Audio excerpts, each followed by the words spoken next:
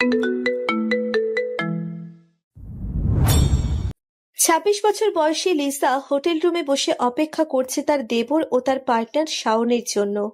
এর প্রায় 30 মিনিট পর আসলো শাওন। কিরে, তোর আসতে এতক্ষণ লাগে? সরি ভাবি, বাইকের তেল শেষ হয়ে গিয়েছিল। ও আচ্ছা, নে তাড়াতাড়ি শুরু কর, আজ বেশি সময় নেই। তোর ভাই বাসায় এসে না দেখলে সন্দেহ করবে। আচ্ছা ঠিক আছে।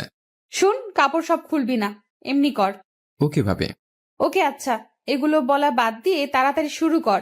কথাটা বলেই বিছানায় শুয়ে পড়ল লিসা। আর শুতে শুতে লিসা আর বলল, সীমা কোথায়? বাইরে বসে আছেন। অতঃপর লিসা এবং শাওন তাদের কাজ শুরু করলো। চলে গেল পাপের দুনিয়ায়, নিজেদের দেহের চাহিদা মেটাতে। প্রায় 15 মিনিট পর, ওই তোর হয়েছে? ভাবি। আচ্ছা সর, ওট আমার উপর থেকে। আর একটু থাকো না প্লিজ। তোকে সুখ দিতে গিয়ে আমি আমার সংসার ভাঙতে পারবো না, সর। একটা ধাক্কা দিয়ে সরিয়ে দিল শাওনকে লিসা। তারপর নিজের কাপড় ঠিক করতে করতে লিসা বলল, আমি গেলাম। আর শোন, বারবার কল করবি না বলে দিলাম। তোর ভাইয়া মাঝে মাঝে ফোন হাতে নেয়, যদি ধরা পড়ি তাহলে আমাকে আর পাবি না। না না ঠিক আছে ভাবি, আমি তোমাকে হারাতে পারবো না। এই বলে লিসা নিচের বোরখা পরে রুম থেকে বেরিয়ে সীমাকে ডেকে নিয়ে হোটেল ত্যাগ করে। লিসা বাইরে এসে একটা সিএনজি ধরে বাসার দিকে রওনা হয় সীমাকে সাথে নিয়ে। আসলে সীমা হলো লিসার বাসার কাজের মেয়ে, যাকে লিসা নিজের বোনের মতো দেখে আর বিশ্বাসও করে। তাই ওকে সাথে নিয়ে নিজের ইচ্ছে মতো পরপুরুষের সাথে নিজের চাহিদা মেটায় লিসা। এই সীমার আরো একটা চরিত্র আছে, যেটা এই গল্পে পরে আপনারা জানতে পারবেন। এদিকে শাওন এখনো হোটেল রুমেই বসে আছে, যেখানে এতক্ষণ নিজের চাহিদা মেটালো দুজনে। শাওন বসে বসে ভাবছে, লিসা ভাবির কিসের অভাব? টাকা, সম্পত্তি, স্বামীর ভালোবাসা? ওর তো 3 বছরের একটা মেয়েও আছে। আর আমার তো মনে হয় না সাদিক ভাইয়া ওর কোনো চাওয়াই অপূর্ণ রেখেছে। তাহলে শাওন তাকিয়ে দেখে 3:46। ওরে বাবারে বলে উঠে দাঁড়ায় শাওন। আজ প্রাইভেট মিস হবে বলে মনে হয়। হোটেল থেকে বেরিয়ে এসে বাইক নিয়ে চলে যায় শাওন। এদিকে প্রায় 15 মিনিট পর বাসার সামনে চলে আসে লিসা। তারপর সিএনজি ভাড়া দিয়ে লিসা সীমাকে বলল, কিরে সীমা, তোর ভাইয়া আবার আসে নাই তো? মনে হয় আসে নাই ভাবি, আসলে তো বাইরে গাড়ি থাকতো। হুম, আচ্ছা তাড়াতাড়ি চল। অতঃপর লিসা বাসায় এসে গোসল করে ফ্রেশ হয়ে সোফায় বসে টিভি দেখছে। এমন সময় শিপনের ফোন। লিসা প্রথমে ধরলো না, কিন্তু শিপনও নাছোড়বান্দা, ফোন দিয়েই যাচ্ছে। অতঃপর কলটা রিসিভ করলো লিসা। কি বলবি তাড়াতাড়ি বল। কলটা ধরতে এত দেরি হলো কেন ভাবি, জানতে পারি? আমি কি তোর বউ যে তোকে সব বলতে হবে? আজ এরা প্যাচাল বাদ দিয়ে কেন কল করেছিস সেটা বল। কাল একটু দেখা করতে পারবে? না, কাল হবে না। কেন? আমার সমস্যা আছে। আর মনে রাখিস, আমি কোনো পতিতা না যে তুই ডাক। কাল একটু দেখা করতে পারবে? না, কাল হবে না। কেন? আমার সমস্যা আছে। আর মনে রাখিস, আমি কোনো পতিতা না যে তুই ডাকলি আর আমি চলে আসবো। আমার সংসার আছে, সো কিছু মেনটেন করে চলতে হয় আমার। তো কবে দেখা করবে? দেখি। কলটা কেটে দিল লিসা। তারপর সীমাকে 1 কাপ চা দিয়ে যেতে বলে আবারও টিভি দেখায় মনোযোগ দিল লিসা। তারপর স্বামীরকে কোলে নিয়ে, ও স্বামীরা হচ্ছে লিসার মেয়ে, সিরিয়াল দেখছে। লিসার পছন্দের সিরিয়াল বলে কথা। এই নিন ভাবি চা। তোর কাজ শেষ? ভাবি। আচ্ছা তো বস, এখানে টিভি দেখি। ভাবি। বলেই ফ্লোরে বসে পড়ল সীমা। আরে সোফায় বস না, এখন কি তোর ভাইয়া আছে? তারপর সোফায় বসতে বসতে সীমা বলল, কেমনে আপনি একসাথে দুজনকে সালাম দেন ভাবি?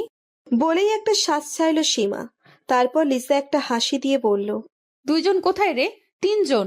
তোর ভাইয়া আছে না? হুম।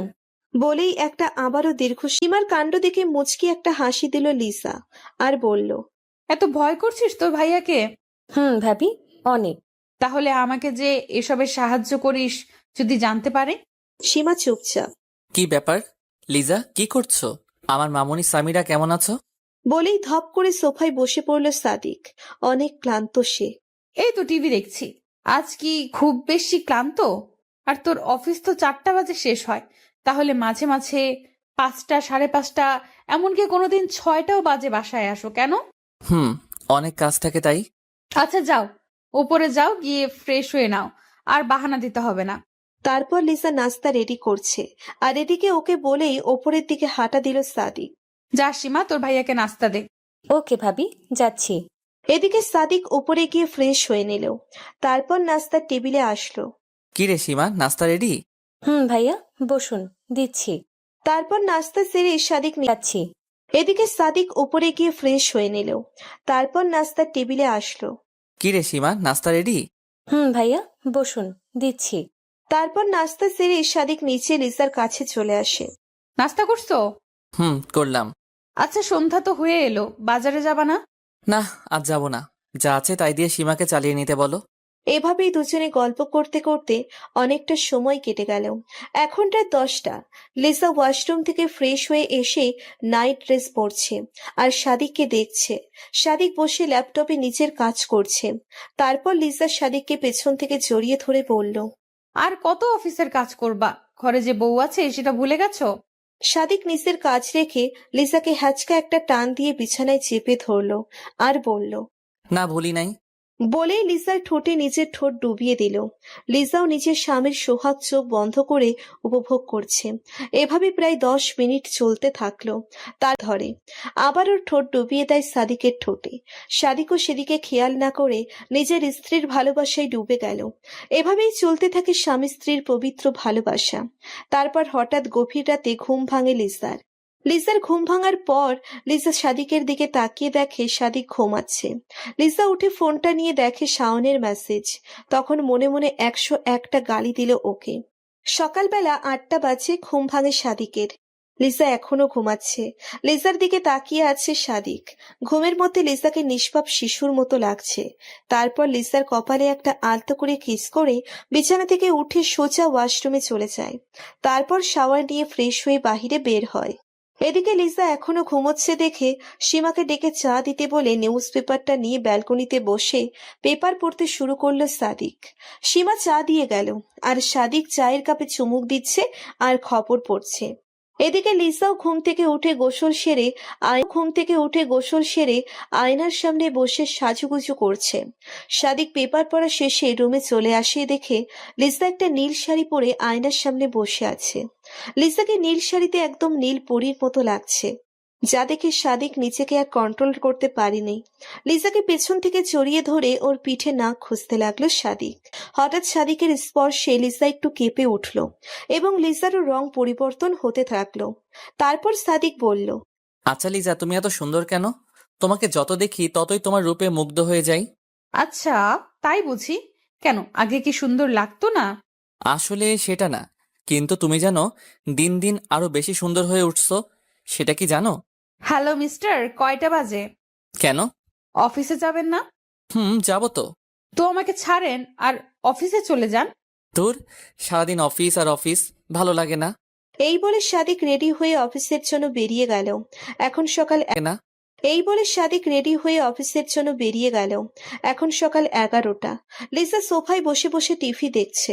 হঠাৎ করে এমন সময় নিলয়ের ফোন। লিসার ভার্সিটির ফ্রেন্ড নিলয়। লিসা তো ফোনটা হাতে নিয়ে অবাক। নিলয় আমাকে ফোন করেছে। তারপর তাড়াহুড়ো করে রিসিভ করলো লিসা। হ্যালো, কেমন আছো নিলয়? ভালো, তুমি? আমি ভালো কিনা সেটা তো জানোই। এসব এখন ভেবে আর লাভ কি? আচ্ছা, বাদ দাও না ওসব। তুমি তো বিয়ে করেছো, তাই না? এসব এখন ভেবে আর লাভ কি? একটা ছেলে সন্তানও আছে, 6 মাস বয়স। আরে বাহ, তাহলে তো সুখেই আছো। আচ্ছা, রাখছি, এখন অফিসে আছি। আচ্ছা, ভালো থেকো। টুট করে কলটা কেটে গেল। তার 7 দিন পর লিসা প্রতিদিনের মতো সোফায় বসে বসে টিভি দেখছে, কিন্তু লিসার যেন কিছুই ভালো লাগছে না। সেজন্য লিসা সীমাকে ডাক দিল একটু গল্প করার জন্য, কিন্তু সীমা বলল সে ব্যস্ত। আর এদিকে লিসা যাবার আগে সীমাকে বলে গেল যে সাদিক আসলে যেন তাড়াতাড়ি নাস্তা রেডি করে ওকে খেতে দেয়। তারপর টানা 3 ঘন্টা ঘোরাঘুরি করে শপিং করার পর মার্কেট থেকে বের হয় লিসা। লিসা বের হয়ে দেখে শিপন সামনে দাঁড়িয়ে আছে। এজন্য লিসা শিপনকে পাশ কাটিয়ে যেতে চাইল, কিন্তু তারপরেও শিপন লিসাকে দেখে ফেলল। কি খবর ভাবি, শপিং করলে? হুম ভাবি, তোমাকে আজ খুব সুন্দর লাগছে। একথা শুনে লিসা লজ্জায় চুপচাপ মাথা নিচু করে দাঁড়িয়ে আছে। আচ্ছা ভাবি, চলো না, পাশে একটা হোটেল আছে। আজ পারবো না শিপন, তোর ভাইয়া বাসায় এসে পড়েছে মনে হয়। আরে ভাবি, কিছু হবে না, চলো প্লিজ। না শিপন, আজ আমি পারবো না। বলেই চলে যেতে লাগলো লিসা। তখনই শিপন বলে উঠল, কি বললে, পারবে না? তাহলে কি ভিডিও? লিসা থেমে গেল। শিপনও গ্রিন সিগন্যাল পেয়ে লিসাকে নিয়ে হোটেলে চলে গেল। এদিকে সাদিক বাসায় এসে বসে আছে, কিন্তু লিসার কোনো খবর নেই। কয়েকবার ফোন করলেও রিসিভ হয়নি। উঠলো। কি বললে? পারবে না? তাহলে কি ভিডিও? লিসা থেমে গেল। শিপনও গ্রিন সিগন্যাল পেয়ে লিসাকে নিয়ে হোটেলে চলে গেল। এদিকে সাদিক বাসায় এসে বসে আছে, কিন্তু লিসার কোনো খবর নেই। কয়েকবার ফোন করলেও রিসিভ হয়নি, তাই একটু টেনশন হচ্ছে। সীমাকে বারবার প্রশ্ন করলেও সে বলে শপিং এ গেছে। আসলে সীমা এটা জানে যে লিসার দেরি হওয়ার কারণ কি, তাই সীমা টেনশন না করতে বলে নিজের কাজ করছে। তারপর সন্ধ্যার কিছুক্ষণ পর বাসায় ফিরল লিসা। দাঁড়াও লিজা, কোথায় ছিলে এতক্ষণ? এই তো শপিং এ গিয়েছিলাম। কি 5 ঘন্টা লাগে তোমার শপিং করতে? লিসা চুপচাপ কোনো কথা না বলে উপরে চলে যাচ্ছে। সাদিকও লিসার পিছনে পিছনে উপরে গেল।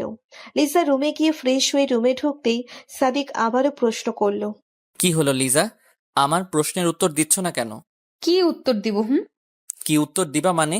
তুমি এতক্ষণ কি এমন কাজ করলে যে তোমার এত দেরি হলো বাসে? কোনো কথা না বলে কানে ধরেই অবাক হয়ে যায়, কারণ ওপাশ থেকে শাওন বলছে। কি ব্যাপার ভাবি, আজ নাকি তুমি শিপনকে টাইম দিয়েছো, তো আমাকে কি ভুলে গেছ? ওপাশে সাদিক চুপ। লিসা ফোনটা নেওয়ার কোনো চেষ্টাও করলো না, শুধু নিচের দিকে মাথা করে দাঁড়িয়ে আছে, কারণ সে সাদিকের মুখ দেখে বুঝে গেছে যে কলটা কে করেছে। তারপর শাওন আবারও বলল। কি ব্যাপার ভাবি, কথা বলছো না কেন? ভাইয়া কি পাশে আছে? সাদিক এখনো চুপ করে সব শুনছে আর রেগে ফুলে উঠছে। আর লিসা মাথা নিচু করে দাঁড়িয়ে আছে ঠিকই, কিন্তু মুখে কোনো অনুশোচনা বা ভয়ের ছিটেফোঁটাও নেই লিসার মনে। ওপাশ থেকে আবারও বলে উঠল। ও বুঝছি, আচ্ছা রাতে মেসেজ দিও, এখন রাখি। বলেই লাইনটা কেটে দিল শাওন। এসব কি লিজা, কতদিন থেকে চলছে এসব? সাদিকের প্রশ্নের জবাবে লিসা একদম সোজা জবাব দিল। তোমার আর সীমার সম্পর্ক যতদিন থেকে চলছে, আমারটাও ততদিন থেকে চলছে। সাদিক লিসার একদম সোজা জবাব দিল। তোমার আর সীমার সম্পর্ক যতদিন থেকে চলছে, আমারটাও ততদিন থেকে চলছে। সাদিক লিসার এমন কথা শুনেই রীতিমতো অবাক। কি, সীমা আর আমার সম্পর্কে লিজা সব জানে? কি অবাক হচ্ছ তো? অবাক হওয়ার কিছু নেই, কারণ সীমা আমার কথাতেই এসব করছে। এসব কিছুই আমার প্ল্যান, কিন্তু আমি এসব কেন করেছি জানতে চাও? হঠাৎ লিসার এমন কথা শুনে সাদিক পুরো থ হয়ে গেল। কি বলছে এসব লিসা? আর লিসার কথাতেই এসব করছে সীমা, কিন্তু কেন? সাদিক তখন নিশ্চুপ হয়ে বিছানায় বসে পড়ল আর বসে বসে ভাবছে, আমি জানতাম একজন স্ত্রী তার সবকিছুর ভাগ অন্য কাউকে দিতে পারলেও, কিন্তু তার স্বামীর ভাগ সে কখনো কাউকে দিতে চায় না, এমনকি দেয়ও না। কিন্তু লিসা নিচে থেকে সীমাকে আমার কাছে পাঠিয়েছে। সাদিক এসব কিছুতেই যেন বুঝতে পারছে না লিসা এসব করলো কেন। তারপর কিছুক্ষণের জন্য সাদিক ভুলেই গেছে যে একটু আগে সে তার বউ লিসার পরকীয়া সম্পর্কে জানতে পারল। কারণ প্রশ্ন ঘুরছে, লিসা আসলে কেন সীমাকে আমার কাছে পাঠালো? তখন সাদিকের মনে পড়তে থাকে সীমার সাথে কাটানো প্রথম সেই দিনের কথা, যেদিন সীমা নিজেই এসেছিল সাদিকের কাছে। আজ সাদিক কিছুটা বুঝতে পারছে সীমা কেন সেদিন নিজে থেকে সাদিকের সাথে ওসব করতে চেয়েছে। প্রিয় বন্ধুরা, চলুন শর্টকাট সে ঘটনা জেনে নেওয়া যাক। সেদিন যখন সাদিক আর লিসার বিয়ের 3 বছর চলছিল, তখনও স্বামীর আর জন্ম হয়নি। লিজা একটু কাজের জন্য বাইরে যায়। বাসায় শুধু সাদিক আর সীমা ছিল। সাদিক রুমে বসে কাজ করছিল আর সীমা বারবার রুমে আসা যাওয়া করছিল, কিন্তু সাদিকের সেদিকে কোনো মনোযোগ ছিল না। সে তার মতো কাজ করছিল। তার কিছুক্ষণ পর সীমা সাদিকের সামনে এসে বসে এমনি এমনি কিছু প্রশ্ন করতে লাগলো। এই যেমন, কি করছেন, কেন করছেন, এখন আপনার মুড কেমন, এইসব। আর সাদিকের দিকে তাকিয়ে মিটমিটিয়ে হাসছিল। ওর হাসির মধ্যে একটা চাহনি ছিল, যেটা সাদিক কেন যেন কোনো পুরুষই বুঝতে কাজ করছিল, যা দেখে কোনো পুরুষই আর ঠিক থাকতে পারল না। সাদিক তাহলে কিভাবে পারবে? সেও পারল না। সাড়া দিল সীমার ইশারায়, তবে এক শর্তে, ও যেন কাউকে কিছু না বলে। সেই থেকে প্রায়ই তারা লিসাকে লুকিয়ে দেখা করত, কিন্তু ওসব যে লিসার প্ল্যান ছিল তা ভুলেও সাদিক বুঝতে পারেনি। কি হলো সাদিক, বসে আছো কেন? লিসার কথাই বাস্তবে ফিরল সাদিক। হ্যাঁ বলো। আমি বলবো নাকি তুমি বলবে? আমি আর কি বলবো, তুমি তো সবই জানো। আর আমি তো এই গল্পের মাস্টার মাইন্ড না, আমিও তোমার হাতের পুতুল এই গল্পে, তাই তুমিই বলো। কিন্তু এটা কেন করেছি সেটা জানো? না, সেটাই জানতে চাচ্ছি। সাথে তুমি শাওন, শিপন, এদের সাথে সম্পর্ক রাখছো কেন সেটাও। সাদিক, তোমার দুইটা প্রশ্নের উত্তর একটাই আমার কাছে। আমি এগুলো করেছি তার কারণ অনেকটা তুমি। হ্যাঁ, অনেকটা তুমি। আর কিছুটা আমার ভাগ্য, আর সবচেয়ে বড় কারণটা হলো একটা মেয়ের চাহিদা, আকাঙ্ক্ষা, ইচ্ছা, শখ, সাধ। আমি এগুলো করেছি তার কারণ অনেকটা তুমি। হ্যাঁ, অনেকটা তুমি। আর কিছুটা আমার ভাগ্য, আর সবচেয়ে বড় কারণটা হলো একটা মেয়ের চাহিদা, আকাঙ্ক্ষা, ইচ্ছা, শখ, সাধনা, এই সব কিছু পূরণের জন্য।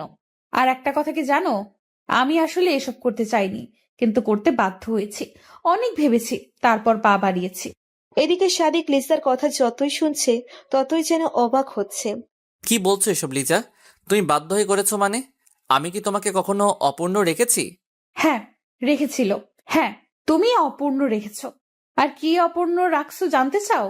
তারপর লিসা কোনো কথা না বলে সাদিকের হাত ধরে সাদিককে টেনে পাশের রুমের দরজার কাছে নিয়ে গেল।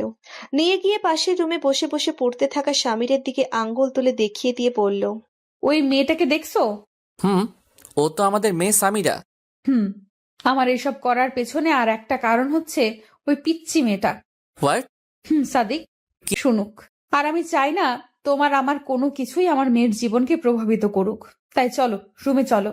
আর ডিনারের টাইম তো হয়ে এসেছে, তাই চলো সবাই আগে ডিনার করে নেই, তারপর তোমাকে সব বলবো। হ্যাঁ, আজ আমি বলবো তোমাকে। তারপর সবাই যে যার মতো ডিনার সেরে নিল। লিসা, সাদিক, স্বামীরা, সীমা সবাই ডিনার সেরে স্বামীরাকে ঘুম পাড়িয়ে দিয়ে লিসা রুমে চলে আসলো। সাদিক আগে থেকেই বসেছিল রুমে। লিসা রুমে প্রবেশ করতেই সাদিক একটু নড়ে চড়ে বসলো, আর লিসাও এসে বসে পড়লো। কেউ কিছু বলছে না, দুজনেই চুপ। এভাবে প্রায় 20 মিনিট চলে গেল। তারপর লিসা উঠে এক গ্লাস পানি পান করলো, আর সাদিককে বলল, তুমি পানি খাবে? না থাক, আমার পানির পিপাসা পাইনি। ওকে। হুম, এবার বলো। বলছি। আচ্ছা সাদিক, ছেলেরা তার বউয়ের কাছ থেকে কি চায় বলো তো? কেন জানো না? প্রশ্ন করো কেন? যা জানতে চাচ্ছে তাই বলো। একটা ছেলে তার বউয়ের থেকে সবচেয়ে বেশি যেটা আশা করে সেটা একটা ছেলে তার বউয়ের থেকে সবচেয়ে বেশি যেটা আশা করে সেটা হলো অধিক বিশ্বাস আর ভালোবাসা। আর মেয়েরা? মেয়েরা কি চায় তার স্বামীর থেকে? মেয়েরাও সেটাই চায়, ট্রাস্টিং, কেয়ারিং, শেয়ারিং, এসব। কিন্তু মেয়েরা যে এসবের থেকেও আরেকটা জিনিস বেশি চায়, সেটা কি জানো? না, কি চায় বলো তো? সেটা হলো একটা বাচ্চা। সাদিক, তুমি দুনিয়ায় এমন কোনো মেয়ে পাবে না যে মেয়ে মা হতে চায় না। সব মেয়েই চায় তার একটা বাচ্চা হোক, আর সেটা যে কোনো মূল্যেই। আর মা হবার ইচ্ছাটা এতই অদ্ভুত যে দেখো না, খবরের কাগজে বাচ্চা প্রসব করতে গিয়ে কত মেয়ে মারা যায়। তবুও কোনোদিন কোনো মেয়ের মুখে শুনেছো যে সে বলেছে আমি মা হব না? লিসার কথা শুনে সাদিক কিছুটা থ হয়ে গেল। মনে মনে ভাবছে, লিসা তো সত্যি কথাই বলছে। এত কিছুর পরেও মেয়েদের মা হবার আকাঙ্ক্ষা কমে না। তারপর আবার দুজন কিছুক্ষণের জন্য চুপ, কেউ কিছু বলছে না। তার ঠিক 10 মিনিট পড়ল। আচ্ছা সাদিক, তুমি কি জানো সামিরা কার মেয়ে? কার আবার? আমাদের মেয়ে, মানে তোমার আর আমার মেয়ে। না সাদিক, সামিরা আমার মেয়ে সেটা ঠিক, কিন্তু তোমার না। মানে? সামিরার বাবা তুমি নাও, ওর বাবা অন্য কেউ। হোয়াট? তো কে সামিরার বাবা, বলো আমায়। বলছি, সামিরা আমার আর শাওনের মেয়ে, কিন্তু শাওন সেটা জানে না। এবার সাদিক আর বসে থাকতে পারল না, উঠে দাঁড়িয়ে বলল, লিজা, তুমি কি ইয়ার্কি করছো আমার সাথে? না সাদিক, আমি একদম ইয়ার্কি করছি না। সামিরা সত্যিই শাওনের মেয়ে। কিন্তু কিভাবে? কিভাবে সেটা আমি তোমাকে বোঝাতে পারবো না সাদিক, কিন্তু তুমি মানো আর না মানো সত্যি এটাই। আর সত্যি কথা বলতে, তুমি বাবা হবে কেমন করে? তুমি তো কোনোদিন বাবা হতেই পারবা না। এবার সাদিক লিসার কথা শুনে থমকে গেল, আর প্রচন্ড রেগে গিয়ে বলল, what? Just stop talking like this. Liza, তুমি তোমার পাপ ঢাকার জন্য আমাকে এভাবে দোষ দিতে পারো না। আমি সত্যিটাই বলছি, আর আমি যা বলছি তা সত্যি। Okay fine. আচ্ছা বলো, তুমি জানলে কিভাবে যে আমি বাবা হতে পারবো না? কিভাবে জানলাম? কিভাবে জানলে আমি বাবা হতে পারবো না? তাহলে শোনো, আমাদের বিয়ের 2 বছর পার হয়ে গেলেও যখন আমার গর্ভে সন্তান আসলো না, তখন আমি তোমাকে বলেছিলাম কথাটা, কিন্তু তুমি বলেছিলে ধৈর্য ধরতে। আমি ধৈর্য ধরলাম। এভাবে আরো 6 মাস চলে যায়, কিন্তু কোনো সাড়া পাচ্ছিলাম না আমি। তাই আমি বাধ্য হয়ে অনেকবার বেবি স্টিক দিয়ে টেস্টও করিয়েছি, কিন্তু আমি বারবার হতাশ হই। আর হ্যাঁ, তোমার মনে আছে সাদিক, তোমাকে নিয়ে আমি একদিন ডাক্তারের কাছে গিয়েছিলাম, আর তোমার আর আমার ব্লাড স্যাম্পল দিয়ে আসছিলাম ডাক্তারের কাছে। তারপর আরো অনেক টেস্ট করাই আমরা। হ্যাঁ, মনে আছে। হুম, আছে, ভালো কথা। কিন্তু তুমি তো তখন বলেছিলে অন্য কথা। বলেছিলাম, কারণ আমি আগে শিওর হতে চেয়েছি যে সমস্যাটা তোমার নাকি আমার। তো তারপর কি হলো? কারণ আমি আগে শিওর হতে চেয়েছি যে সমস্যাটা তোমার নাকি আমার। তো তারপর কি হলো? ডাক্তার কি বলেছে? 7 দিন পর রিপোর্ট আসে। ডাক্তার রিপোর্ট দেখে বলে আমার কোনো সমস্যা নাই, কিন্তু উনি তোমার ব্যাপারে কনফিউশনে ছিলেন, আর উনি আমাকে আমাদের দাম্পত্য জীবন নিয়েও কিছু প্রশ্ন করেন। এই যেমন আমরা একসাথে থাকি কিনা, প্রাইভেট প্রশ্নই বলতে পারো। তারপর আমি সব বলে দেই যে তুমি আমাকে কোনো কমতি রাখো নাই, আর তুমি ফিজিক্যালি অনেক স্ট্রং, আমাকে সুখিয়ে রেখেছো। এসব শুনে উনি কিছুটা অবাক হন, কারণ উনি রিপোর্ট দেখে বললেন তোমার তেমন কোনো সমস্যা নাই, যা আছে তা সামান্য। তবে তাহলে বাচ্চা আসতেছে না কেন? তারপর ডাক্তার সাহেব কিছুক্ষণ ভেবে বলেন আপনি আরো কিছুদিন ধৈর্য ধরুন, হয়তো সমস্যাটা এমনি এমনি সেরে যেতে পারে। তারপর তারপর আমি আবারও 6 মাস অপেক্ষা করি, কিন্তু কোনো সাড়া পাচ্ছিলাম না। আমি কি করব ভেবে পাচ্ছিলাম না। এজন্য আমি আমার কিছু বন্ধুদের কল করে বলি, কিন্তু ওরা বলে ডিভোর্স নিতে। কিন্তু তোমার সাথে ডিভোর্স নিতাম, তাহলে তুমি আবার কোনো মেয়েকে বিয়ে করতে, আর না হলে তোমাকে সব বলে দিতে হতো যে তুমি বাবা হতে পারবে না। এতদিন থেকে আমরা সংসার করে বুঝেছি তোমার মতো স্বামী সবার কপালে জোটে না। তুমি আমার সব চাহিদা মিটিয়েছো, সব চাওয়া পূরণ করেছো, আর আমি তোমাকে ভালোভাবেই চিনি। তুমি এসব জানার পর অফিসের কাজকর্ম সব ছেড়ে দিতে। তোমার প্রতি এতটা মায়া পড়ে গেছে যে তোমাকে এভাবে ছাড়তে ইচ্ছে করছিল না, আবার আমার ইচ্ছারও কোরবানি দিতে পারবো না। এমন সময় একদিন সীমা আসে আমার রুমে চা দিতে। এসে কিছুক্ষণ দাঁড়িয়ে থাকার পর মাথা ঘুরে পড়ে যায়। তখন তুমি অফিসে ছিলে। আমি তাড়াতাড়ি করে উঠে ওকে ধরি। তারপর লক্ষ্য করলাম সীমা ভয়ে কেমন যেন গুটিয়ে যাচ্ছে। আমি বুঝতে পারলাম কোনো গন্ডগোল তো আছে। তাই সীমাকে বললাম কি হয়েছে। ও প্রথমে না বললেও পরে বলল ও অন্তঃসত্ত্বা। আমি তো এটা শুনে অবাক, কিন্তু ওর বাচ্চার বাবা কে সেটা বলতে চাচ্ছিল না ভয়ে। তারপর প্রথমে আমি তোমাকে সন্দেহ করি, কিন্তু পরে মনে পড়ে তোমার সমস্যার কথা। অন্তঃসত্ত্বা। আমি তো এটা শুনে অবাক, কিন্তু ওর বাচ্চার বাবা কে সেটা বলতে চাচ্ছিল না ভয়ে। তারপর প্রথমে আমি তোমাকে সন্দেহ করি, কিন্তু পরে মনে পড়ে তোমার সমস্যার কথা। তাই ওকে এটা সেটা ভয় ভীতি দেখিয়ে জানতে পারলাম ওর সন্তানের বাবা শাওন। এ কথা শুনে আমি পুরো থ হয়ে যাই। এরা আমার বাসায় এসব করছে আর আমি জানি না। যাই হোক, সেদিন রাতে আমি আর ঘুমাতে পারলাম না, কি করব এই টেনশনে। তারপর হঠাৎ মাথায় একটা বুদ্ধি আসলো। মনে মনে ভাবলাম আমাকে যে করে হোক মা হতে হবে। যেহেতু তুমি সেটা পারবে না, তাই ভাবলাম সীমা এবং শাওনকে ব্যবহার করব। পরের দিন শাওনকে ফোন দিতে যাব, তখনই শাওন নিজে থেকে আমাকে ফোন করে আর একটা সমস্যায় পড়েছে বলে আমার কাছে হেল্প চায়। আমার আর বোঝার বাকি ছিল না সমস্যাটা আসলে কি, তাই ওকে বাসায় আসতে বলি। কিছুক্ষণ পর শাওন চলে আসে। তারপর ও বলার আগেই আমি ওকে সব বলি, আর এও বলি যে আমি ওকে হেল্প করব। কিন্তু একটা আমাকে বাঁচাও প্লিজ। এবার বলো কি করতে হবে, বল তোকে কিভাবে সাহায্য করতে পারি। যদিও লিসা জানে লিসাকে কি বলবে শাওন। ভাবি, সীমার পেটের বাচ্চাটা নষ্ট করতে হবে। ভাবি আমি ওকে বিয়ে করতে পারবো না, আর সীমাও রাজি নষ্ট করতে। সীমা জানে সব। আমরা দুজনে শুধু নিজেদের চাহিদা মিটিয়েছে, কিন্তু ভুলবশত বাচ্চাটা চলে এসেছে। আর সীমা জানে না কিভাবে অ্যাবর্শন করতে হয় বা কি কি করতে হয়। তুমি শুধু ওকে একটু হেল্প করবা, ডাক্তারের কাছে নিয়ে যাবো প্লিজ। ও, এই কথা। আচ্ছা আমি দেখছি, তুই যা এখন, আমি সীমার সাথে কথা বলে দেখি। আচ্ছা ভাবি, ঠিক আছে। বলেই চলে গেল শাওন।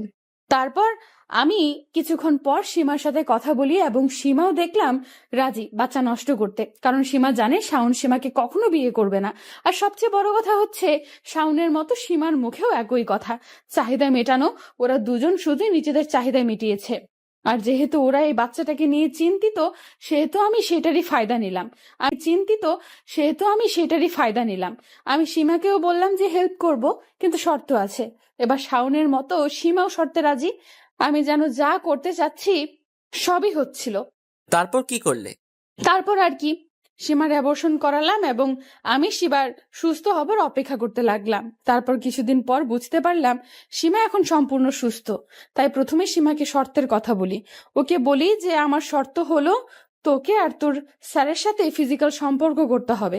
কথাটা শুনে ও প্রথমে একটু চমকে যায়, কারণ ও কোনো মেয়ে এই কথা বলতে পারে। সীমা হয়তো সেটা এক্সপেক্ট করে নাই। এবং কল্পনাও করতে পারে নাই। তাই কোনো স্ত্রী যে তার স্বামীর ভাগ অন্য কাউকে দেবে সেটা তার ধারণার বাইরে ছিল।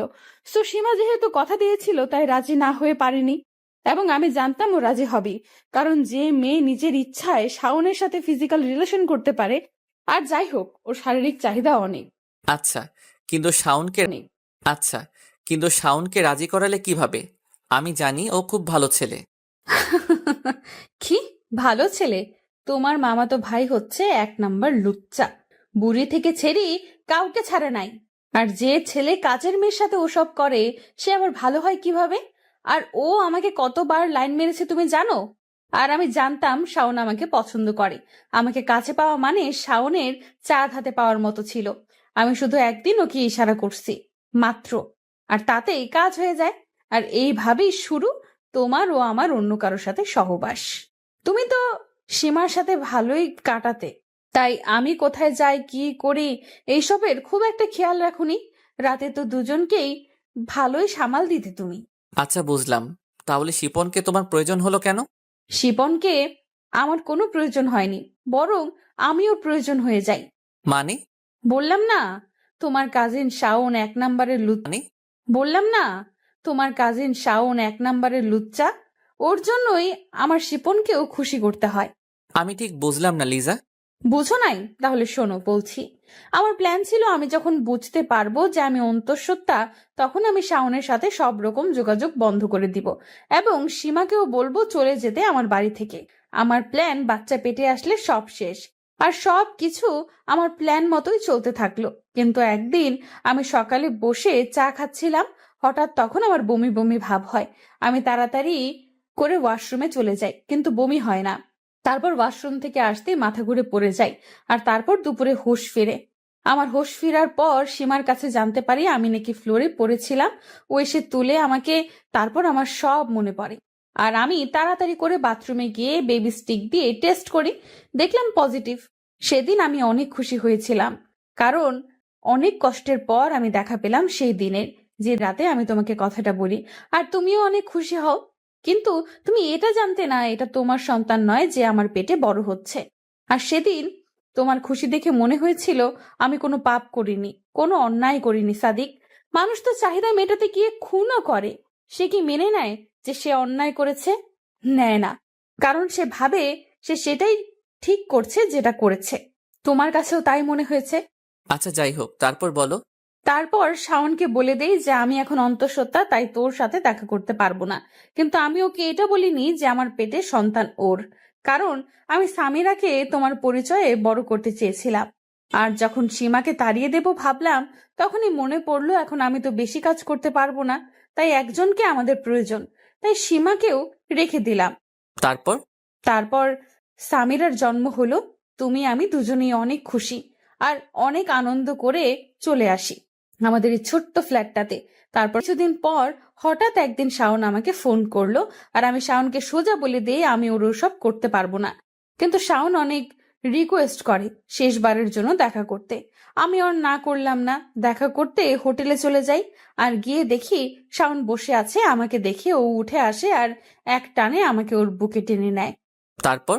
ওর চাহিদা মেটানোর পর আমি যখন ক্লান্ত হয়ে শুয়ে আছি, এমন সময় শিপন ঢুকলো রুমে। আমি তো শিপনকে দেখে অবাক হয়ে বিছানার চাদর টেনে নিজেকে কোনো রকম ভাবে ঢেকে নেই, আর শাওনের দিকে তাকিয়ে দেখি ও হাসছে।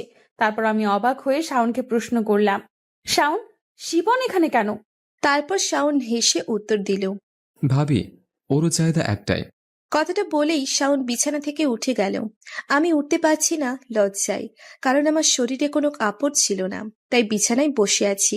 এই সময় শিপন বিছানায় বসতে বসতে বলল, কি ভাবি, আমাকে পছন্দ হয়নি? তারপর আমি শিপনকে কি ভাবি, আমাকে পছন্দ হয়নি? অনুরোধ করলাম যেন আমাকে ছেড়ে দেয়, কিন্তু শিপন কোনো কথা না বলে ওয়াশরুমে চলে যায়। আর আমি এই ফাঁকে কাপড় পরে নেই। শিপন ওয়াশরুম থেকে ফিরে এসে দেখে আমি কাপড় পরছি। তারপর আমার কাপড় পরা দেখে শিপন বলল, ভাবি, আর কি ইচ্ছা নাই করার? তারপর লিজা তাদের অনুরোধের সুরে বলল। কেন এমন করছিস তোরা আমার সাথে? তারপর শিপন বলল, ভাবি, তুমি ভাইয়াকে ঠকিয়ে শাওনকে খুশি করতে পারো, আর আমি কি দোষ করেছি শুনি? তারপর লিসা শিপনের কোনো কথা না শুনে ওখান থেকে চলে আসতেই কিন্তু শিপন পিছন থেকে লিসার হাত টেনে ধরে আর একটা টান দিয়ে ওর বুকে চেপে ধরে বলে। এত সহজ ভাবি এখান থেকে চলে যাওয়া যায়? তারপর লিসা বলল, সরি শিপন, আমি তোমার সাথে এসব করতে পারবো না। তাই নাকি? তাহলে এটা কি করব? একটা ভিডিও দেখিয়ে আমি ভিডিওটা দেখার সাথে সাথে আমার পায়ের নিচ থেকে মাটি সরে যায়, কারণ ভিডিওটা ছিল আমার আর সাজে, সেটা বুঝিনি। লিসা কাঁদছে আর বলছে। আচ্ছা, তারপর কি হলো? মাথা নিচু করে সাদিক আবারও প্রশ্ন করল। তারপর আর কি, আমি বনে গেলাম ওদের হাতের পুতুল। তারপর থেকে ওরা যখন যেভাবে ডাকতো আমাকে যেতে হতো। বিশ্বাস করো সাদিক, আমি নিজের ইচ্ছা পূরণের করতে গিয়ে কখন যে ওদের চাহিদা হয়ে গেছে বুঝতেও পারিনি। আমি অনেকবার ওদের কাছে মাফ চেয়েছি, কিন্তু ওরা এতটুকু মায়া করেনি আমাকে। আমি ওদের সাথে 7 দিন দেখা না করলেই ওরা ভিডিও ইন্টারনেটে ছেড়ে দেওয়ার ভয় দেখায়।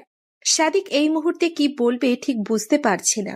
এমন সময় টেবিলে রাখা ঘড়িতে চোখ পড়ল সাদিকের। সাদিক ঘড়ির দিকে তাকিয়ে দেখে রাত 11টা বেজে গেছে। তাই লিসাকে সে বলল। অনেক রাত হয়েছে লিজা, ঘুমিয়ে পড়ো। লিসা সাদিকের কথা শুনে পুতুলের মতো বসে আছে, আর কোনো কথা বলছে না। তারপর সাদিক আবারও বলল। কি হলো, ঘুমাবে না? বলেই উঠে জানালার পর্দাটা ঢেকে দিতে গেল। আর পুতুলের মতো বসে আছে, আর কোনো কথা বলছে না। তারপর সাদিক আবারও বলল। কি হলো, ঘুমাবে না? বলেই উঠে জানালার পর্দাটা ঢেকে দিতে গেল, আর পর্দাটা টেনে দিয়ে এসে শুয়ে পড়ল সাদিক। তারপর সাদিক শুয়ে শুয়ে ভাবছে। কি, আমি বাবা হবার ক্ষমতা রাখি না? আমি বাবা হতে অক্ষম?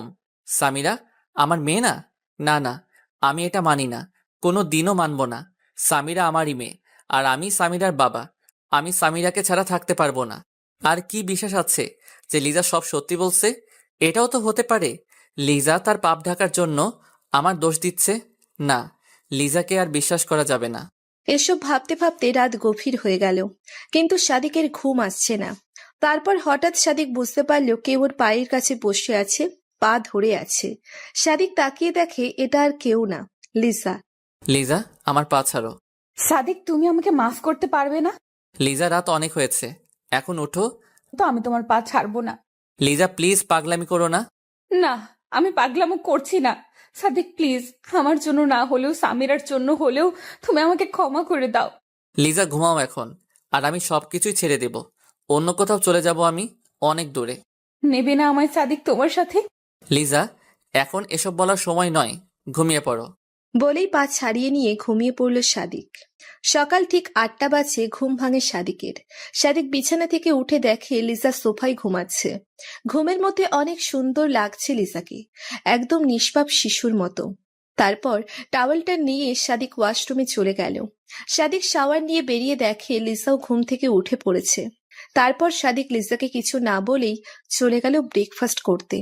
ব্রেকফাস্ট সেরে অফিস যাবে, তখনই লিসা পেছন থেকে ডাক দিল। সাদিক। কিছু বলবে? না, তুমি যাও, অফিস থেকে আসলে বলবো। আচ্ছা। বলেই চলে গেল সাদিক। বিকেলে বাসায় ফিরল সাদিক। লিসাকে দেখলো কার সাথে যেন কথা বলছে, হয়তো শাওন অথবা শিপন হবে। তাই সাদিক আর কিছু না বলেই উপরে চলে গেল। তারপর হঠাৎ কিছুক্ষণ পর কারো গলার আওয়াজে নিচে আসে সাদিক, আর এসে দেখে শাওন লিসার সাথে উচ্চস্বরে কথা বলছে। সাদিক ব্যাপারটা এড়িয়ে যেতে চেয়েও পারল না, তাই নিচে নেমে এলো। এসে বলল। কি ব্যাপার শাওন, কি হয়েছে? আমি আমার মেয়েকে নিতে এসেছি ভাইয়া। তোর মেয়ে মানে? হ্যাঁ, আমার মেয়ে।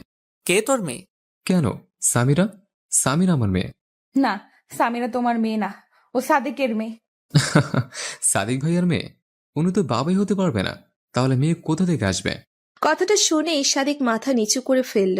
কি বলবে কিছুই খুঁজে পাচ্ছে না সে। আই, কে বলেছে তোকে সাদিক বাবা হতে পারবে না? কেন? সীমা। সীমা বলছে আমাকে। হঠাৎ শাওনের উত্তর শুনে সাদিক আর লিসা দুজনেই অবাক, কারণ এই বিষয়টা শুধু সাদিক আর লিসাই জানে। তাহলে সীমা কি করে জানলো? এটা কি করে সম্ভব? তখন দুজনেই নীরব হয়ে গেল শাওনের কথায়। তার কিছুক্ষণ পর লিসা বলল। কি কি বলেছে তোকে সীমা? কেন? যা বলছে তা তো বললামই। আর এটাও বলেছে যে সাদিক ভাইয়া কোনোদিন বাবা হতে পারবে না। এবার লিসা পুরো হতভম্ব হয়ে গেল, কারণ এসব নিয়ে সে সাদিকের সাথে গতকাল রাতে কথা বলছে, আর এরই মধ্যে সীমা জেনে গেল। কিন্তু কিভাবে? ওদিকে সাদিক মাথা নিচু করে ভাবছে, এটাই ছিল আমার প্রাপ্য। আমার স্ত্রীর থেকে সন্তানের দাবি করছে তার প্রেমিক, সেটাও আমার মুখের উপর। একজন পুরুষের কাছে এর চেয়ে লজ্জার আর কি হতে পারে? দেখ শাওন, আমি ঠিক জানি না সীমা তোকে কি এবং কেন বলছে, কিন্তু সত্যি এটাই যে সামিরা সাদিকের মেয়ে। যে কোনোদিন বাবাই হতে পারবে না, সে সামিরের বাবা কিভাবে সম্ভব? দেখ শাওন, আমরা এমনিতেই ঝামেলার মধ্যে আছি, তাই তুই চলে যা বলছি এখন। ভাবি, আমি এখানে থাকতে আসিনি। সামিরাকে দাও, আমি এদিকে সাদিক এখনো চুপ, কারণ সাদিক এখনো বুঝতে পারছে না সীমা এসব জানলো কিভাবে। দেখ শাওন, সামিরাকে তুই কোনো দিনই পাবি না, কারণ সামিরা আমার আর সাদিকের মেয়ে। আর তুই এটা মেনে নে এবং এখান থেকে চলে যা। ভাবি, আমি সামিরাকে না নিয়ে কোথাও যাব না। আচ্ছা, কি প্রমাণ আছে যে সামিরা তোর মেয়ে? এত বড় গলা করে তুই বলছিস সামিরা তোরই মেয়ে? প্রমাণ আমি নিজেই, আর সীমা। আর ভাইয়া, তুমি কেমন পুরুষ? তুমি অন্য কোনো মেয়েকে নিজের মেয়ে বলো?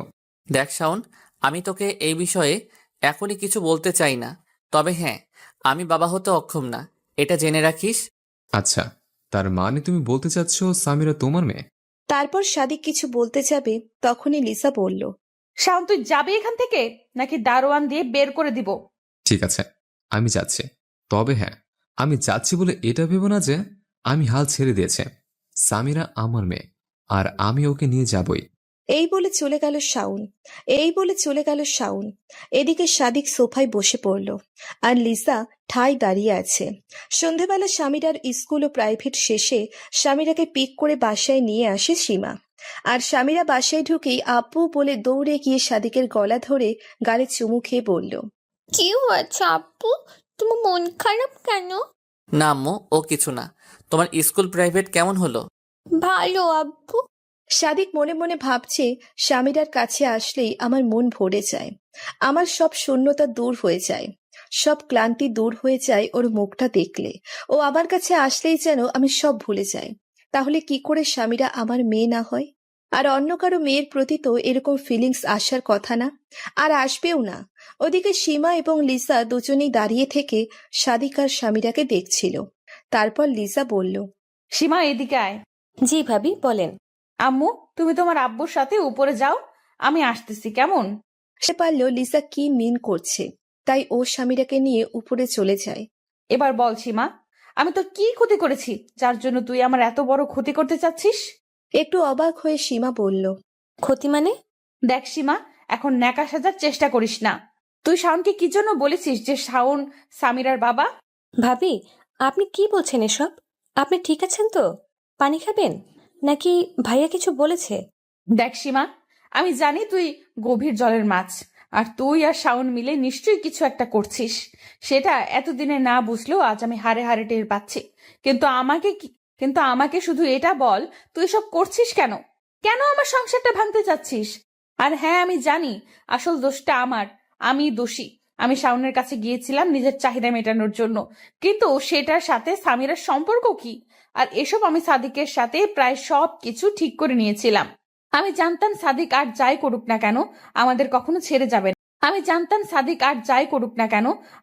কখনো ছেড়ে যাবে না। এই বিশ্বাসটা আমার ছিল, কারণ সাদিক সামিরা আর আমাকে অনেক ভালোবাসে, আর সাদিক কোনো কারণেও সামিরাকে হারাতে চায় না। তাহলে তুই মিটে যাওয়া ঝামেলা কেন আবার নতুন করে শুরু করলি? তুই কি বুঝতে পারছিস না তুই আমার সাথে আরো 2টা জীবন নষ্ট করছিস? আর তুই একবারও সাদিকের মুখের দিকে তাকিয়ে দেখেছিস কি দোষ ছিল ওর? ওকে কেন কষ্ট দিতে চাচ্ছিস তুই? তোকে তো বোন ডেকেছিলাম আমি, তাহলে কেন? ভাবি, বিশ্বাস করেন, আমি সত্যি কিছু বুঝতে পারছি না। আপনি এসব আমাকে কেন বলছেন?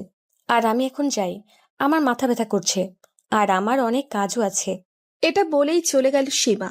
লিসাও আর ওকে আটকানোর চেষ্টা করল না, কারণ সত্যের উপর কোনো জুলুম চলে না, সে তার আপন গতিতেই চলে। রাত 10টা লিসা স্বামীরাকে নিয়ে ডিনার করে ওকে ঘুম পাড়িয়ে দিয়ে রুমে এসে দেখে সাদিক জানালার গ্রিল ধরে দাঁড়িয়ে আছে। ঘুমাবে না সাদিক? সামিরা ঘুমিয়েছে? আমি ওকে সামিরাকে নিয়ে যেতে দেব না।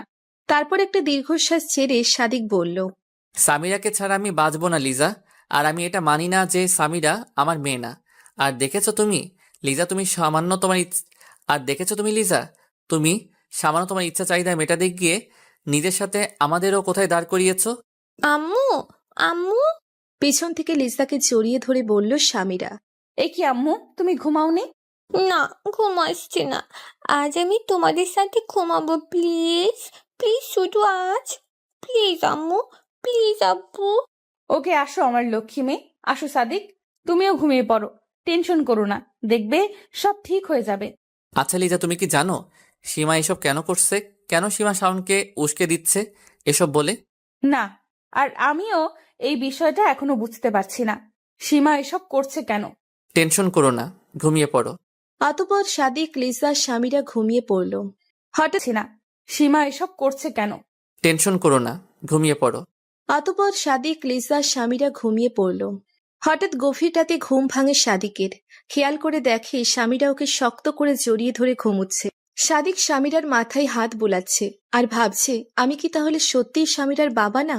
আর এই প্রশ্নটার সাথে আরো একটা প্রশ্ন ওর মাথায় ঘুরপাক খাচ্ছে, আর সেটা হলো শেফালি। হ্যাঁ, শেফালি সেদিন তাহলে কার বাচ্চার কথা বলছিল আমায়? ও তো আমাকে বলেছিল যে ওর বাচ্চার বাবা আমি, ওর গর্ভে আমার সন্তান। তাহলে এসব ভাবছে আর এপাশ ওপাশ করতে লাগলো সাদিক। কিন্তু ঘুম আসছে না সাদিকের। সাদিক লিসার মুখে বাবা হতে পারবে না কথাটা শোনার পর থেকে কিছুটা চুপচাপ হয়ে যায়। কারণ এই দুইটা প্রশ্নের উত্তর খুঁজলেই ব্যস্ত তখন সাদিক। আর ব্যস্ত হওয়ারই কথা। কেউ যদি হঠাৎ কোনো পুরুষকে বলে যে সে বাবা হতে পারবে না, তাহলে সে এমনিতেই একটু চিন্তায় পড়ে যায়। আর সাদিক তো তার স্ত্রীর থেকে শুনেছে। এদিকে সীমা ডিনার করে সবকিছু গুছিয়ে রেখে নিজের রুমে গিয়ে শুয়ে পড়বে, তখনই ওর ফোনটা বেজে উঠল। তারপর সীমা মোবাইল হাতে নিয়ে দেখে শাওনের কল। সীমা তাড়াতাড়ি করে রিসিভ করলো, আর রিসিভ করতেই শাওন বলল, সবকিছু ঠিক আছে তো? হুম, তোমার ভয় পাবার কারণ নাই।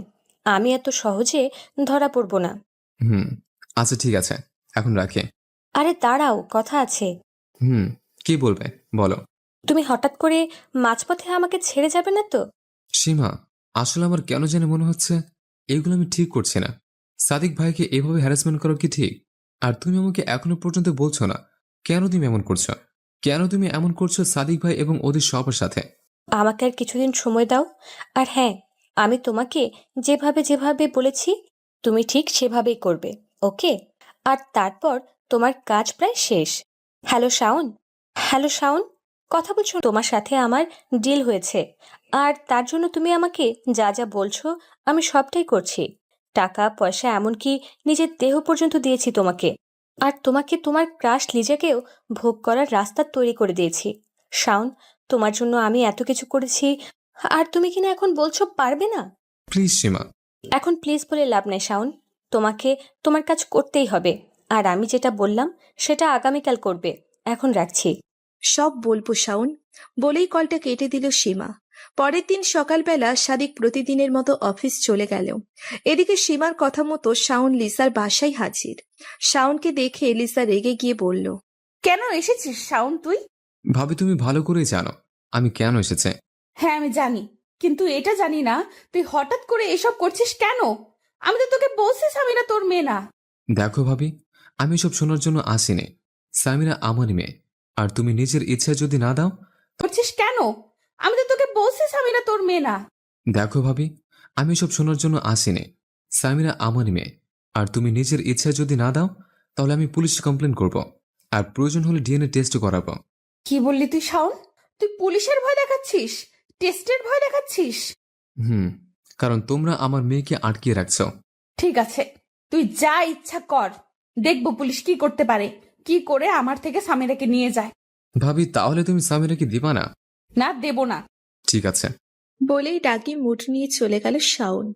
এদিকে লিসা হতাশ হয়ে বসে পড়ল সোফায়, আর মনে মনে ভাবছে কি করতে গিয়ে কি করে ফেললাম। নিজের দেহের বিনিময়ে যাকে পেয়েছি তাকে এখন হারাতে হবে বলে মনে হয়। কারণ লিসা খুব ভালো করেই জানে যে স্বামীরা সাদিকের নয়, স্বামীরা শাওনের মেয়ে।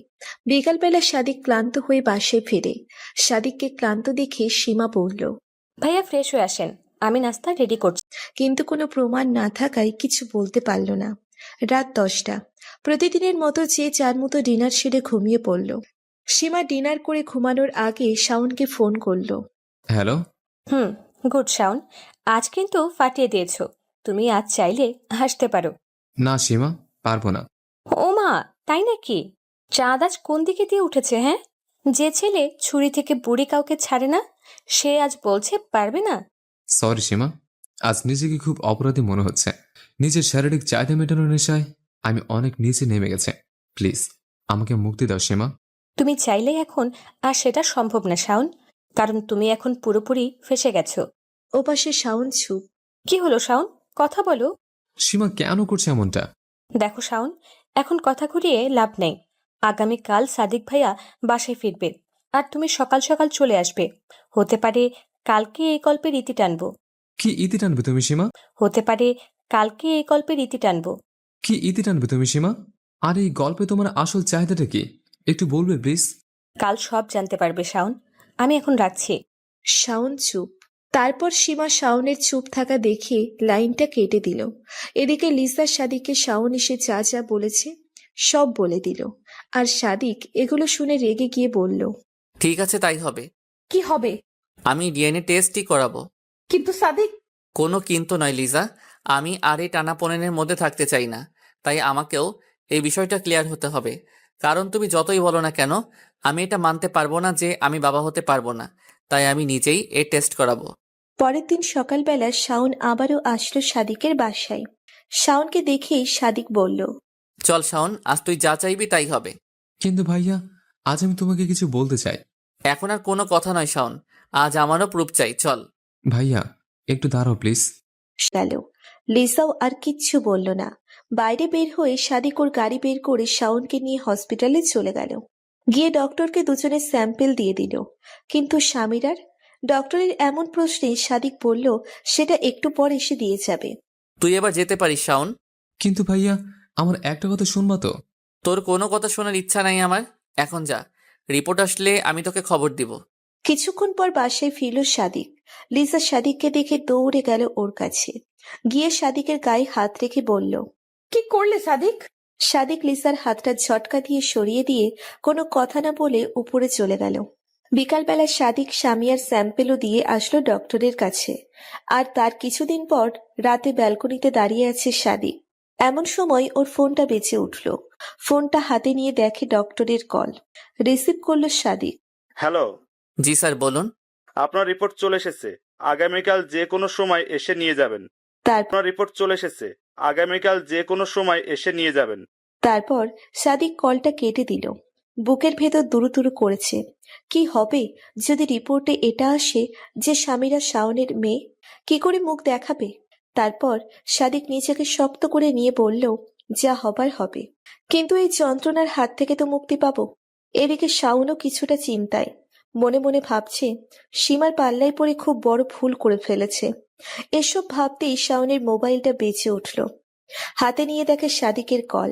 রিসিভ করতেই সাদিক বলল, আগামীকাল আমার বাসায় চলে আসবি 10টার দিকে। এদিকে সাদিকের ফোন পেয়ে শাওনের টেনশন আরো বেড়ে গেল। সাথে সাথে সীমাকে ফোন দিল শাওন। হ্যালো সীমা, বলো। এখন আমি কি করব? আমার খুব টেনশন হচ্ছে। আমি আগামীকাল সব বলে দেব। তোমার বলতে হবে না, আমি বলে দেব। কারণ এখন আমার বলার সময় হয়েছে। তুমি শুধু কাল আসবে, যা করার আমি করব। কাল আসবে, যা করার আমি করব। পরের দিন সকালবেলা সাদিক অফিসে না গিয়ে হসপিটাল থেকে রিপোর্ট আনতে চলে গেল। তারপর রিপোর্ট নিয়ে বাসায় চলে আসে সাদিক। এসে দেখে লিসা, শাওন, সীমা সবাই বসে আছে। আর সাদিকের হাতে রিপোর্ট দেখে লিসার বুক কেঁপে উঠল। কারণ সে শিওর যে রিপোর্টে নিশ্চয়ই সাদিকের জায়গায় শাওনের নাম আছে। তাই লিসাকেও কিছু বলার আগেই সাদিকের হাত থেকে রিপোর্টের খামটা কেড়ে নিতে চাইল, কিন্তু সাদিক তা হতে দিল না।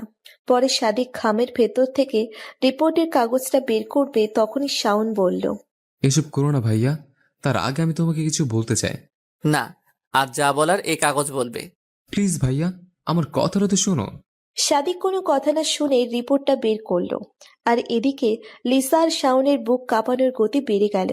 লিসা লজ্জায় মাথা নিচু করে রইল, আর শাওনও কিচ্ছু বলছে না। তারপর সাদিক রিপোর্টটা বের করলো। আর ব্যবস্থা দেখে লিসা দৌড়ে এসে সাদিককে ধরলো, সাথে শাওনও। কিন্তু সীমা এলো না। সীমা ঠাই দাঁড়িয়ে আছে। তারপর শাওন পড়ে থাকা পেপারটা কাপা হাতে তুলে নিয়ে একবার দুইবার ভালো করে দেখলো। দেখে একটা স্বস্তির নিঃশ্বাস ছাড়লো। ছেড়ে কাউকে কিছু না বলে সোজা গিয়ে সোফায় বসে পড়ল। তারপর লিজা সাদিককে ধরে সোফায় বসালো এবং তারপর লিজাও কাপা হাতে শাওনের হাত থেকে পেপারটা নিয়ে দেখতে শুরু করলো। তারপর লিজা দেখলো সবকিছু ঠিকই আছে, কিন্তু বাবার জায়গায় যে নামটা দেখলো লিজা এতে খুব অবাক হয়ে যায়, কারণ সেখানে পরিষ্কার লেখা সামিরার ডিএনএ শাওনের সাথে নয়, বরং সামিরার ডিএনএ ম্যাচ করেছে সাদিকের ডিএনএ এর সাথে। কিন্তু এটা কিভাবে সম্ভব? সেদিন ডক্টর যে বলল সাদিক কখনো বাবা হতে পারবে না। লিজার মাথা ঘুরতে লাগলো, কিন্তু সে নিজেকে কন্ট্রোল করে সাদিকের পাশে গিয়ে কিছু বলতে চেয়েও পারল না। আবার ফিরে এলো। তারপর শাওনকে প্রশ্ন করলো বল শাওন, সামিরা কার মেয়ে? এখন বল। ভাবি, আমি আসলে অনেক বড় ভুল করে ফেলেছি। আমাকে মাফ করে দাও। বিশ্বাস করো, সীমা আমাকে যেভাবে বলেছে আমি শুধু সেভাবেই করেছি। এসব সীমার প্ল্যান ছিল শুরু থেকেই। তারপর লিজা সীমাকে বলল। বল সীমা, এসব তুই কেন করেছিস? সীমা চুপ। চুপ করে আছিস কেন সীমা? আমি মানছি এখানে সব দোষ আমারও ছিল, তাহলে তুই সাদিকের মতো নিষ্পাপ কাউকে কষ্ট দিলি কেন? কি? সাদিক নিষ্পাপ? লিজা, তুমি কতটা চেনো ওকে? কতটা জানো তুমি সাদিককে যে নিষ্পাপ বলছো? হঠাৎ করে সীমার এমন কথা শুনে সাদিক অবাক হয়ে মাথা তুলে সীমার দিকে তাকালো, আর সাথে শাওন এবং লিজাও। চুপ, একদম চুপ। নিজের দোষ ঢাকার জন্য এখন সাদিককে দোষ দিচ্ছিস? কি? আমি আমার দোষ ঢাকছি? কেন দোষ ঢাকবো আমি? আমি কি দোষ করেছি যে ঢাকবো? আচ্ছা মানলাম তোর কোনো দোষ আমি কি দোষ করেছি যে ঢাকবো? আচ্ছা মানলাম তোর কোনো দোষ নেই, তাহলে তুই এটা বল, তুই কার কাছে শুনেছিস যে সামিরা শাওনের মেয়ে আর সাদিক বাবা হতে পারবে না? কারো কাছে না। তাহলে শাওনকে বললি কেন? কারণ আমি চেয়েছি সাদিককে বোঝাতে যে কারো সন্তান কেড়ে নিলে কেমন লাগে। মানে ওকে প্রশ্ন করো, শেফালি কে?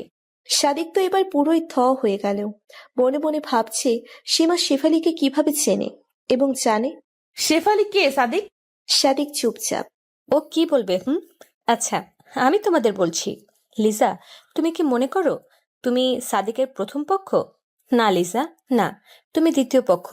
সাদিক আগেও বিবাহিত ছিল, আর সবচেয়ে বড় কথা হচ্ছে সাদিক আগে ঢাকায় থাকতো না। মানে? মানে হচ্ছে সাদিকের বাসা খুলনায়, আর সাদিক সেখানে ভালোবেসে বিয়ে করে আমার বেস্ট ফ্রেন্ড শেফালিকে। কিন্তু তুমি কে? তোমায় তো কোনোদিন শেফালির আশেপাশেও দেখিনি। দেখবি দেখবে কিভাবে? আমি তখন দেশে থাকলে তো দেখবে। আমি ইন্টার পাশ করে কানাডা চলে যাই পড়াশোনা করতে, আর তারপর একদিন মায়ের সাথে কথা বলতে বলতে শেফালির কথা উঠে আসে। তখন আমি মায়ের কাছে শুনি শেফালির বিয়ে হয়েছে, আর সেটাও অনেক আগে। আর আমি যখন ওর সাথে কথা বলার জন্য নম্বর চাই, তখন মা হু হু করে কেঁদে দেয়। তখন আমিও বুঝতে পারি শেফালির সাথে খারাপ কিছুই হয়েছে। তাই আমি সাথে সাথে দেশে চলে আসি এবং এসে মায়ের কাছে এই সাদিকের কথা শুনি। মা আমাকে বলেছে সাদিক ভালোবেসে বিয়ে করেছিল শেফালিকে, আর যখন ওদের বিয়ের 2 বছর, তখন শেফালি বুঝতে পারে সে প্রেগনেন্ট। আর সেটা ওকে বলার পর এই কুত্তা আসল রূপ দেখাতে শুরু করে। মেয়েটা সকাল দুপুর রাত কোনো সময় বাকি রাখেনি যে এই কুত্তা ওকে মারেনি। আর এই কুত্তা বলতো শেফালির বাচ্চাটা নাকি জারদ সন্তান ছিল, এই নাকি ওর বাচ্চার বাবা ছিল না, তাই বাচ্চাটা নষ্ট করতে বলতো মেটানোর জন্য। শেফালিকে নাকি কখনো স্ত্রীর মর্যাদা দিতে পারবে না, কিন্তু শেফালি ওর বাচ্চা নষ্ট করতে চাইছিল না। শেফালি এর থেকে মুক্তি চেয়েছিল, আর চাইছিল ওর বাচ্চাকে পৃথিবীর আলো দেখাতে। ও শুধু মুক্তি চেয়েছিল ওর কাছে, স্বামীর অধিকারও নয়, শুধু মুক্তি। কিন্তু এই কুত্তা ওকে মুক্তিও দেয়নি, সব সময় রুমে বন্ধ করে রাখতো আর মারতো। এভাবে কিছুদিন যাবার পর নাকি শেফালি মারা যায়, আর এই জারজের বাচ্চা ঢাকা চলে আসে। আমি মায়ের মুখে এসব শুনে সারাদিন কেঁদেছি, কিন্তু পরে ভাবলাম আমি কেন কাঁদছি? কাঁদবে তো এই কুত্তার বাচ্চা। তাই খুলনা থেকে সব প্ল্যান করি, তারপর ঢাকা চলে আসি। এসে শুনি এ আবার বিয়ে করেছে, তাই অনেক কষ্টে তোমাদের বাসা খুঁজে পাই। তারপর তোমাদের বাসায় চাকরানির কাজটা নেই, আর তারপর শুরু করি আমার কাজ। তোমাকে শাওনের সাথে মিথ্যা নাটক করে লাগিয়ে দেই, কারণ আমার প্ল্যান ছিল ফাঁকা বাসায় এই জারজটাকে খুন করব। কিন্তু পরে ভাবি ওকে খুন করে কি হবে? খুন করলে যদি এর মতো মানুষরূপী জানোয়ারগুলো ভালো হতো, তাহলে একে রাস্তার উপর কুপিয়ে খুন করতাম, কিন্তু সেটা তো আর হবে না। তাই একে এভাবে শাস্তি দিতে চেয়েছিলাম। আর শাওনের সাথে আমার কোনো সম্পর্ক ছিল না, সব ছিল আমার প্ল্যানের অংশ মাত্র।